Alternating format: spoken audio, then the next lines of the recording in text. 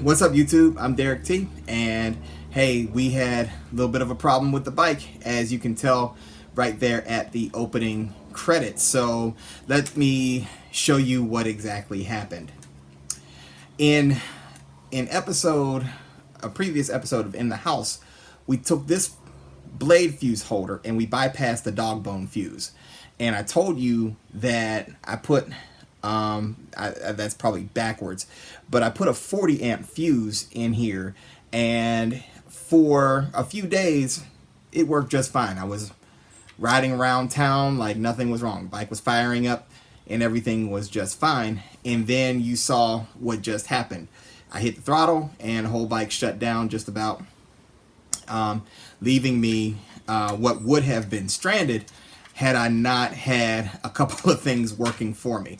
One of the first things that I had working for me was I had a friend and brother nearby, a couple of my Free Spirit brothers who were nearby, and they were able, he was able to come get me and take me to an auto parts store where I was able to pick up some extra 40 amp fuses because they didn't have anything, they don't have any 50 amp fuses that are this size. That was the problem that I ran into. So was able to pick up some more of these, put another one in, fire the bike up, and I basically went about my night and was able to get home in one piece. But obviously this was not the solution. As good a job I did at installing it. Oh well. So what I had to do was I had to upgrade that to this big old blade fuse holder, which can house a 50 amp or 60 amp blade fuse, whichever one I decide to go. Now the dog bone is 55, so you know you've got two options where the blade fuses are concerned when you're bypassing. Those two options are a 50 amp or a 60 amp blade fuse, and I'm reaching into my bag of tricks here. So the solution to that was to bump up to a much larger blade fuse holder, all right, and a larger blade fuse. This is a 50 amp blade fuse. I also have a 60 amp blade fuse, and so I don't know which one I'm going to put in there just yet.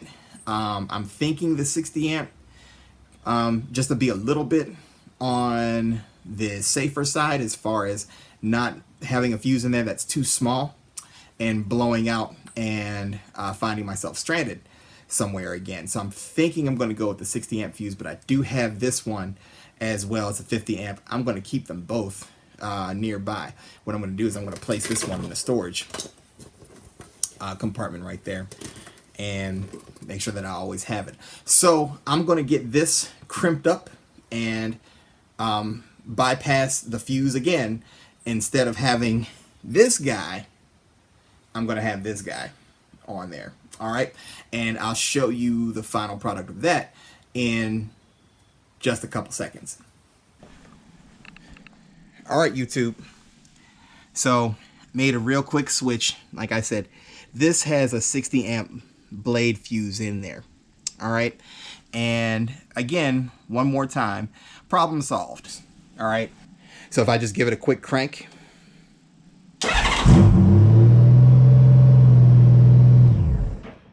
back in the game. All right. So again, the solution was the bigger blade fuse holder, and